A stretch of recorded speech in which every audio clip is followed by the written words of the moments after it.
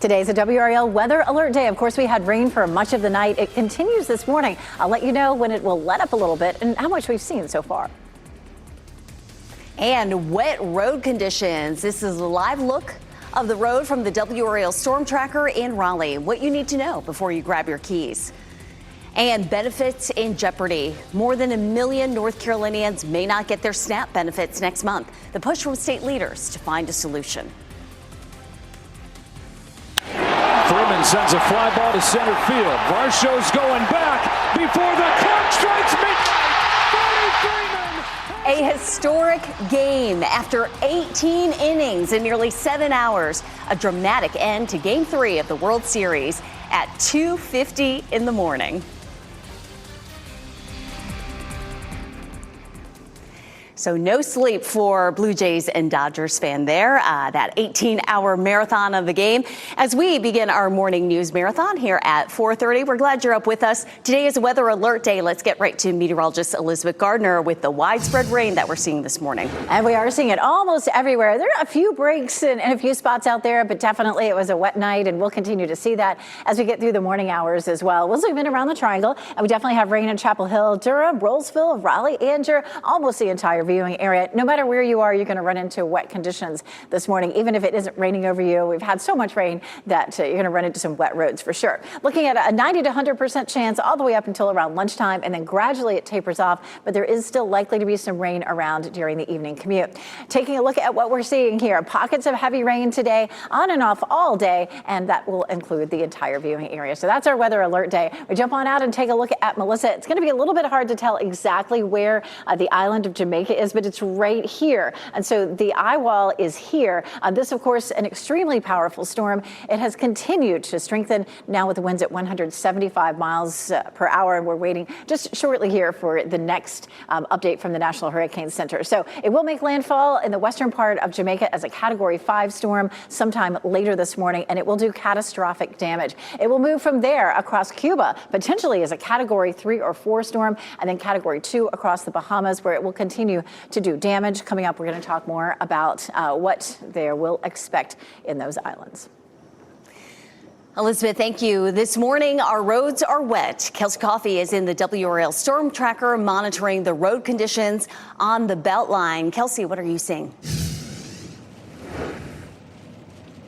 Hey, Renee, we're seeing a lot more rain this morning compared to what we saw yesterday morning. So we'll go ahead and give you a live look here at conditions on the Beltline. We're passing by the Hillsborough Street exit right now, and you can see here that rain is steadily coming down. So before you head out the door today, just make sure that you realize that roads will be slick all across our viewing area. And something, unique here since we're in October with fall, of course, we have wet leaves that are on the ground, so you want to be careful as you're driving this morning. But so far, so good for our morning commute, but we'll be sure to keep tracking it here in the WRAL Storm Tracker. Kelsey Coffey, WRAL News. I'm in Raleigh. Thanks, Kelsey. We have you covered on all fronts with the WRAL weather app. It is free to download with more than a dozen different radar views to choose from. Make sure to turn on push alerts so you get important weather notifications for your neighborhood right in the palm of your hand. This morning, Hurricane Melissa is expected to move over Jamaica today as a powerful Category 5 storm. This is a live look as Melissa is forecast to be the worst storm in Jamaica's history. It's expected to bring catastrophic rain, widespread flooding, landslides, and destructive winds. This is video now from the U.S. Air Force hurricane hunters flying through the eye of the storm. At one point, they had to turn away because of extreme turbulence near the storm's eye wall. They say that is a relatively rare experience. Coming up in 10 minutes, we'll hear from North Carolinians who were visiting Jamaica and are now stuck as Melissa barrels toward the island. More than 1 million people in North Carolina may soon lose the federal food assistance. SNAP benefits won't go out on November 1st if the government shutdown remains in place. WRAL's Laura Levine is live this morning in Raleigh. Laura, so many people rely on these benefits to put food on the table. Renee, good morning. Food organizations and food banks like Interfaith Food Shuttle here behind me in Raleigh, they're preparing for a need for their services like they've never seen before. So if the federal shutdown continues, the government's SNAP program will no longer issue benefits in North Carolina beginning this Saturday, November 1st. SNAP provides food assistance to more than 1.4 million North Carolinians, including more than 600,000 children. We spoke with a local nonprofit called Table that feeds 1,125 Orange County children every week. They say families are already being stretched thin, and this will exacerbate the hunger problem in our communities. These families they're already struggling to make ends meet between cost of living and the rising grocery prices, and now to have important money taken away from them that they actually need. So state health partners as well as federal partners are working together to come up with solutions. According to Attorney General Jeff Jackson, he's going to be making a big announcement today regarding SNAP benefits at noon. Laura Levine, WRAL News, live in Raleigh. And this morning, Raleigh police are still searching for the driver responsible for hitting an off-duty firefighter and leaving the scene. And for the first time, we are hearing from Michael Rhodes. He is now out of the hospital and recovering at home. Rhodes is a Raleigh firefighter, but was working at his part-time job removing trees last week on Skycrest Drive. He went to pick up a branch and was hit by a car. He does not remember being hit and only recalls regaining consciousness when first responders arrived. He walked us through what his injuries are. Skull fractures, a little bit of blood in the brain lining, cuts, bruises, concussion, and an ankle injury. Rhodes still has a couple weeks of recovery left until he can return to work. In the meantime, the search for the driver of the car is still on. Raleigh police are offering a $3,000 reward for any information that leads to an arrest. Sirens and emergency lights are no longer going to be so prevalent in Wake County. Wake EMS says it will change the way it responds to most 911 calls. EMS leaders say they plan to silence sirens and turn off emergency lights on most responses. They say it's a safety issue. Lights and sirens can confuse drivers on the roads who don't know what to do, and that can lead to more crashes. Red lights and sirens use is one of the most dangerous things we do as emergency responders. We know that EMTs, paramedics, firefighters, and police officers have a 5-time increase in being involved in a fatal motor vehicle collision when compared to the general public. A phased rollout of the new plan starts in December. EMS will still use lights and sirens for time-sensitive emergencies, including shooting victims. This morning, authorities are investigating after a man was hit and killed by a car in Johnston County. This happened last night along NC 50 near the Meadow community. That's just outside Benson. Highway Patrol says a man and his wife were trying to turn around on the road before getting stuck in a ditch. Another driver stopped to help. The man was trying to direct traffic and was hit by another car. Troopers have not released the names of the people involved. This morning, we're getting our first look at crime data coming out of Fayetteville. Crime is down in total with more than 10% decrease. For the most part, violent crimes are down from last year. But there is some especially concerning news about homicides. They are up 68% over last year. In 2024, there were 19 victims at this time of the year. This year, that's up to 34 victims. Overdoses are also up by more than 55%. The Los Angeles Dodgers are celebrating this morning after one of the craziest MLB World Series games. In Los Angeles, Freeman sends a fly ball to center field. Varsho's going back before the clock strikes midnight. Freddie Freeman has ended it. It's a repeat hero with the in the 18th inning at 2:50 in the morning our time, Freddie Freeman hits a walk-off solo home run to end Game 3. The Dodgers win at home 6-5. They are now up 2-1 in the World Series. If they win the next game, they will win it all. And speaking of the next game, a short turnaround for the Dodgers and Blue Jays. Game 4 of the World Series is tonight. You can watch that at 8 p.m. on Fox 50. The NBA is going coast to coast on NBC tonight. First, the Milwaukee Bucks will host the New York Knicks. That game starts at 8 p.m. Then after that, the Los Angeles Clippers will take on the Golden State Warriors. That game tips off at 11 p.m. right here on WRAL. It is 4:40, a call to action. A fertility specialist at Duke accused of fraud and fathering multiple children for patients. The next steps the hospital is taking and its plea to other patients. Stranded on the island as we watch for Melissa's landfall in Jamaica, we are hearing from a North Carolina couple who is stuck there. Their local ties and plans to wait it out. Today is a WRAL Weather Alert Day. This is a live look at a wet apex. Meteorologist Elizabeth Gardner shows how much rain we could get out of this today and when the winds will pick up. From the WRAL Severe Weather Center, North Carolina's most experienced team of meteorologists.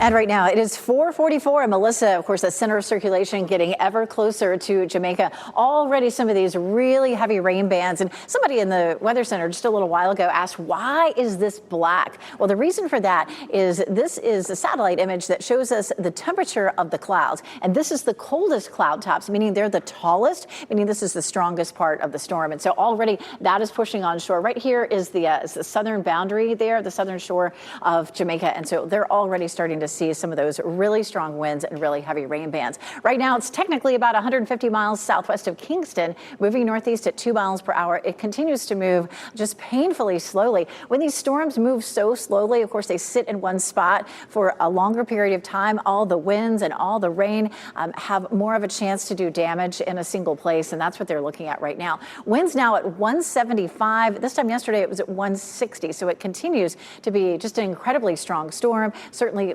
likely to make landfall here in the western part of Jamaica with Cat 5. It could be Cat 3 when it makes landfall here in eastern Cuba, and then Cat 2 over the Bahamas. We'll talk a little bit more about some of the rainfall totals and winds that they'll see coming up. Elizabeth, thank you. The two candidates set to go head-to-head in the Durham mayoral race will be at North Carolina Central University today. The school is hosting a debate between incumbent Mayor Leonardo Williams and opponent Anjani Bell. Bell is the daughter of Durham's longtime mayor, Bill Bell. The debate will be moderated by NCCU student journalist Ronnie Butts. The event is free and open to the public. It starts at 8 p.m. in the Miller Morgan Auditorium today. Today, you should be more aware because more students will be walking and riding bikes to school. At Hope Valley Elementary, students, staff, and families are celebrating National Walk and Roll to School Day. They will gather at the Colonial Townhome Apartments in Epworth United Methodist Church around 7 this morning. It's all part of Durham Public Schools' month-long push to promote safe, healthy, and fun ways to get to class. Lori Krupa had 3 children through artificial insemination at Duke Hospital. Years later, she found out that the sperm donor was actually her doctor. She says she wants to see action from Duke. WRAL's Destiny Patterson explains after taking her concerns to Duke officials. It was Lori Krupa's own children that realized that their mother's fertility doctor was actually their father, Dr. Charles Pete. And so we trusted him. He either didn't care or he figured it didn't matter. Eve Wiley helped pass legislation to hold doctors like Pete accountable. 14 states have enacted some type of fertility fraud laws so far. So we want to make sure that we're not just, if there's someone else that's doing something nefarious, we want to make sure that we're wanting to capture that criminal side of it as well. North Carolina hasn't taken that step. Pete died in 2013. He's believed to have fathered at least a dozen children outside of his immediate family. I think we need the genetics, and I think we, if they would send a letter out, we might be able to find more. I mean, who knows how many? I took those concerns to Duke Hospital. Duke called Pete's actions unacceptable, saying, quote, "For several years, Duke Health has been in communication with those individual patients and family members who have come forward and who have desired to share information with us." That was Destiny Patterson reporting. Both Krupa and Wiley say they want to see North Carolina pass laws to address this. Wiley is currently working on a federal law as well. As we watch for Melissa's landfall in Jamaica, we're also hearing from a couple from North Carolina stranded on the island. Bridget and Wayne Todd traveled to Jamaica for their honeymoon. Now they are stuck there after their flight back to RDU was canceled. The couple says they tried to rebook their flight. That flight was also canceled. They have another flight scheduled for tomorrow, but the only time will tell when they'll actually make it home. We don't know what road conditions are going to be like for us to even make it to the airport, let alone if the airport's even going to be open. We're internally screaming a little bit. We're trying to remain as calm as possible. The Todds plan to wait Melissa out at their resort. By the way, they're both paramedics, and they say they plan to help other people at the resort after the storm. We also spoke to a Pine Tops man who is visiting Montego Bay with his friends. He is now waiting for a flight out. It doesn't feel good to be here at all. I understand people like the island looks beautiful. Yes, you can't take it away from it, but to be stranded here and to be stuck here is not a good feeling. Right now, he has a flight scheduled for Friday, but he is preparing to stay put for the weekend. And we're certainly thinking about all those folks from Jamaica. The rain we are seeing this morning, though, not related to Hurricane Melissa. It's not, but it is a coastal low. And, we've had a number of these, in the last couple of months, and they've done a lot of damage to our coast without being tropical systems. So you can see the showers that we're seeing right now. It's light to steady across our area. We had rain pretty much all night last night, and it will have a big impact on the morning commute. Ken's coming up in just a little while to talk about how things are looking. And, of course, as we get closer to 7 and 8 o'clock, it tends to get extra busy when we have rain around the area. We've seen as much as an inch and a half. Rayford's seen about an inch and a half. Hurdle Mills at about an inch and a quarter. Siler City, Cary around an inch. Warrenton and Goldsboro just a little under an inch of rain. So it's been nice and heavy out there. We've seen a little over 3/4 of an inch of rain officially at RDU. So here's our low. This is a coastal low. Coming up in just a little bit, we're going to talk more about specific coastal impacts from this. We get a little bit of a break, and then our next low will start rolling in, and that's going to bring us another round of rain late Wednesday into Thursday. This is a look at what we'll see as we go through the morning. Going forward, you can see from now all the way until 7 a.m. some scattered showers across the area. As we get through the morning, this just continues later through the afternoon. We'll start to see that tapering off, but it is still likely to be at least somewhat wet through the evening commute. 90% chance today, 40% overnight tonight, 30 during the day Wednesday. So again, we get that little bit of a break as this low moves out, and then the second one moves in with a good chance for rain Wednesday night, and then that starts to pull away on Thursday. And then so we'll get a little bit of a break, thankfully, just in time for Halloween. How much rainfall are we still looking at? As much as an inch and a quarter in Fayetteville, as much as maybe another inch and a half to 2 inches from, say, the Triangle area northward, back into the mountains, up to 2.5 inches in Boone, and along the coast, especially the Outer Banks, up to 2 to maybe 2.5 inches. It's messy out there this morning on this WRAL Weather Alert Day. You can see as we take a look at our Jimmy V camera, Fayetteville Street, very wet, 50 degrees is our temperature, and it's going to be windy today. On top of that, we have winds northeast at 18 miles per hour. We're gusting to 32 in the Triangle right now, 26 in Rocky Mount and Goldsboro, 25 in Fayetteville. So definitely some blustery conditions, and that will last all day. We'll see gusts 20 to 25, maybe even occasionally up to 30 miles per hour, really all the way through the afternoon. Around town this afternoon, it's going to be chilly just like it was yesterday. High temperatures only in the low to mid 50s, which is well below normal. But we do bounce back up to 62 for Halloween. Trick-or-treat time forecast, expect 50 to 55 degrees, which will be comfortably cool. Once we get past Halloween, we're looking at, of course, some dry conditions into the weekend. And don't forget, we set the clocks back on Saturday night. Oh, it is that weekend. All right. Thanks, Elizabeth. Thanks for that reminder. Just ahead, the 2025 Rockefeller Center Christmas tree has been chosen. A look at this year's selection and when you can expect to see it all lit up.